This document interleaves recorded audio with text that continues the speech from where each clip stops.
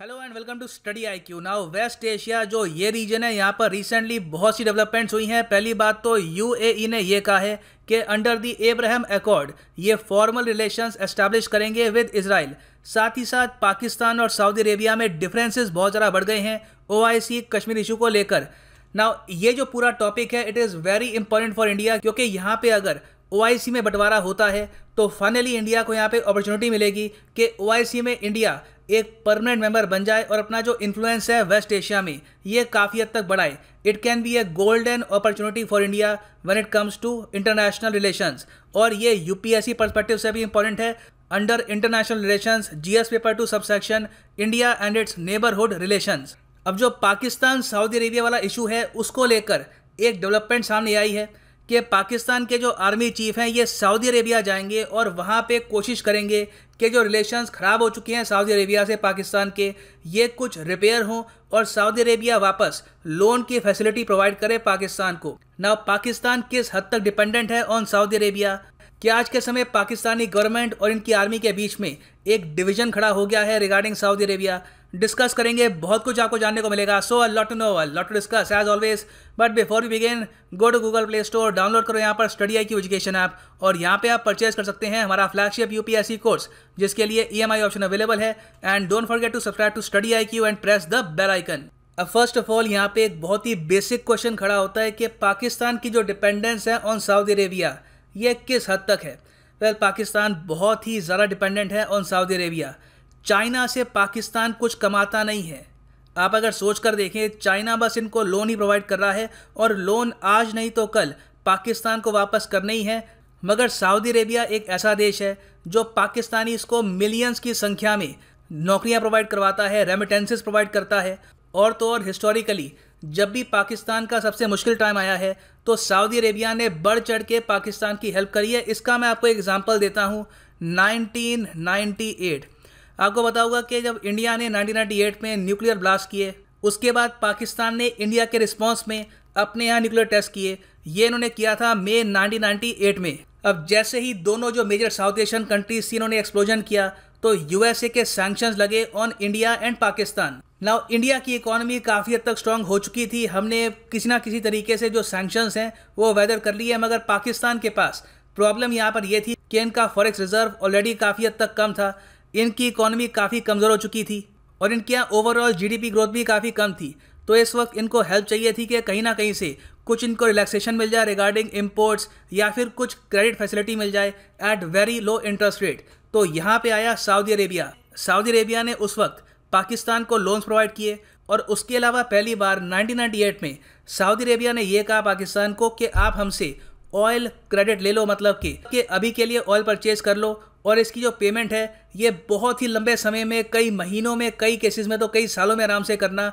तो ये एक ह्यूज बूस्ट था to the Pakistani economy. Now जो 1998 का एग्रीमेंट था उसके अंडर सऊदी अरेबिया ने उस time 1 lakh barrels per day crude oil के प्रोवाइड किए थे टू पाकिस्तान और ये सब किया गया था अंडर डेफर्ड पेमेंट। कई बार सऊदी अरेबिया ने ये भी किया कि अगर मान लीजिए पाकिस्तान को ओवरऑल $1 बिलियन पे करने हैं फॉर सऊदी ऑयल, तो इसमें से वो कहते थे कि 500 मिलियन माफ, आप बस 50% दे दो।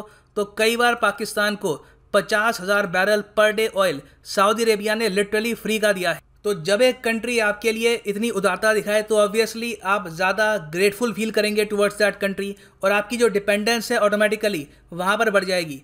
तो 1998 से हमने ये देखा है कि पाकिस्तानी लीडर्स की एक डिपेंडेंस बन गई है ऑन सऊदी अरेबिया। जब भी यहाँ पर कुछ इकोनॉमिक क्राइसिस आता है ये लोग जाते हैं सऊदी अरेबिया और वहाँ से किसी ना किसी टाइप का जो पैकेज है वो ले आते हैं और अपनी इकोनॉमी को स्टेबलाइज कर देते हैं for the time being. Now Imran Khan के साथ भी यही हुआ। जब ये पावर में आए 2018 में तो पाकिस्तान के सामने एक मैसिव इकोनॉमिक क्राइसिस था। उस वक्त ये भी पता नहीं था कि इंटरनेशनल मॉनेटरी फंड पाकिस्तान को लोन देगा भी या नहीं देगा, इसका पैकेज कैसा होगा। तो ऐसे टाइम में इमरान खान सबसे पहले पहुंचे सऊदी अरेबिया और सऊदी अरेबिया ने इनको ऑफर किया एक मैसिव $6.2 बिलियन का पैकेज। इसमें उन्होंने ये कहा कि आप $3.2 बिलियन का ले लो हमसे ऑयल क्रेडिट, मतलब कि अभी आप ऑयल परचेज कर लो, पेमेंट आप काफ़ी लेट कर सकते हैं इसकी, और बाकी जो $3 बिलियन हैं ये सऊदी अरेबिया पार्क करेगा पाकिस्तानी बैंक्स में for a very low interest rate. अब देखो, ऑयल क्रेडिट पाकिस्तान के लिए इतना इंपॉर्टेंट आप इसी बात से समझ सकते हैं कि पाकिस्तान ने पिछले फाइनेंशियल ईयर में $13.9 बिलियन स्पेंड किए हैं ऑन इम्पोर्टिंग पेट्रोलियम प्रोडक्ट्स। इसमें से 5 बिलियन तो स्पेंड किए गए हैं towards the purchase of crude oil. ये डेटा मैंने लिया है from the state bank of Pakistan. तो इतने बड़े अमाउंट में से आपको अगर $3.2 बिलियन की एक रिलीफ मिल जाए तो it is very good for your economy. Now even though Saudi Arabia काफ़ी हद तक ग्रेटफुल था टुवर्ड्स पाकिस्तान ने पहले तो ये किया कि अपनी आर्मी भेजने से मना कर दिया टू सऊदी अरेबिया। यमन का जो वहाँ पे इशू चल रहा है वहाँ पे पाकिस्तान एडमेंट रहा और कहा कि हम अपनी जो आर्मी है बड़ी संख्या में आपके लिए नहीं भेजेंगे। इस इशू ने सऊदी अरेबिया और पाकिस्तान के जो रिलेशंस हैं उनको काफ़ी हद तक पॉजिटिव से न्यूट्रल कर दिया। मगर इमरान खान ने यहाँ पर यह एज्यूम कर लिया कि सऊदी अरेबिया हमेशा पाकिस्तान को सपोर्ट करेगा because of Pakistan military and their nuclear weapon. तो इसलिए इमरान खान ने सऊदी अरेबिया की कंसर्न्स को इग्नोर करते हुए बार बार वेरियस इंटरनेशनल फोरम्स में ये दोहराया कि हम टर्की के साथ मिलकर, मलेशिया के साथ मिलकर इस्लामिक वर्ल्ड में एक नई लीडरशिप खड़ी करेंगे। इसका इन्होंने पहले संकेत दिया था इस्लामिक टीवी से। आपको याद होगा कि सितंबर 2019 में पाकिस्तान, टर्की और मलेशिया ने अनाउंस किया कि ये जॉइंटली लॉन्च करेंगे इस्लामिक टीवी चैनल। अब ऑब्वियसली ये OIC के बाहर हो रहा है, यहाँ पर UAE, सऊदी अरेबिया का कुछ रोल है नहीं और पाकिस्तान यूनिलैटरली ये एक्शन ले रहा था।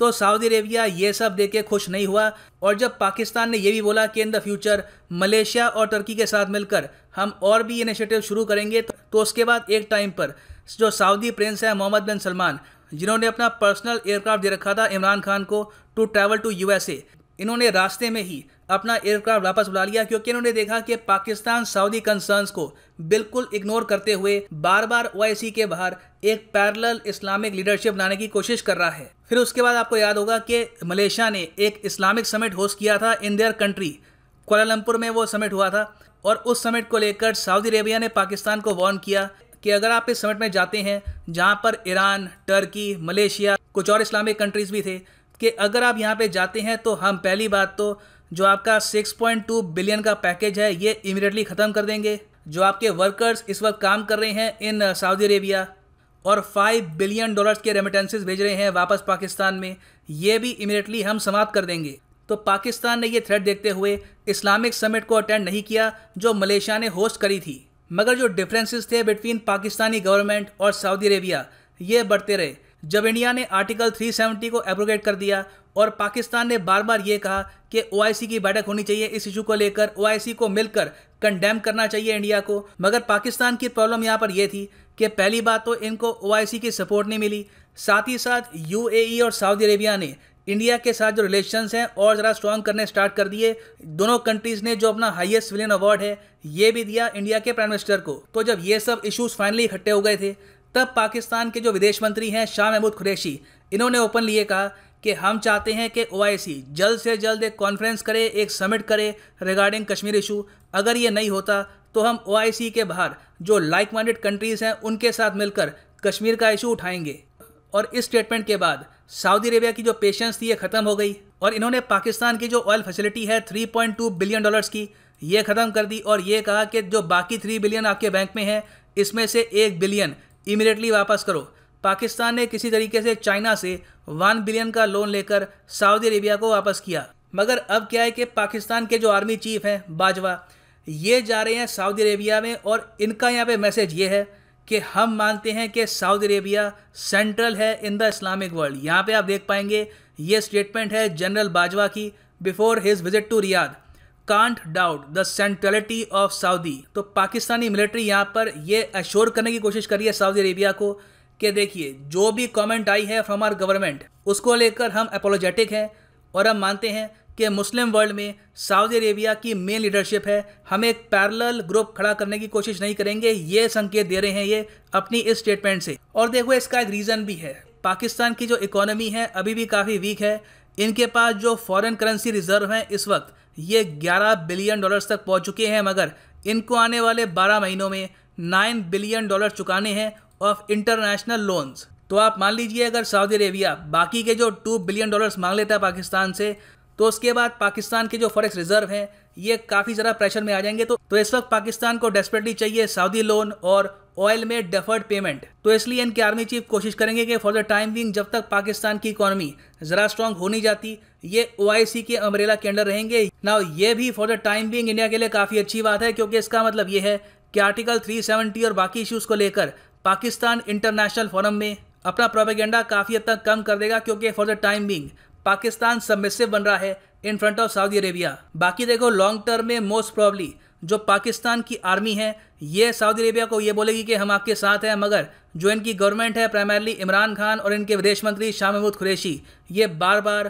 Pro Turkey pro Iran statement देते रहेंगे, ताकि अपनी पब्लिक को बोल पाएं कि कश्मीर इशू को लेकर कुछ ना कुछ कर रहे हैं और पाकिस्तान की फॉरेन पॉलिसी ओवरऑल फेल नहीं हुई। सो ये है एंड इस वीडियो का। Thanks for listening and as always God bless you all.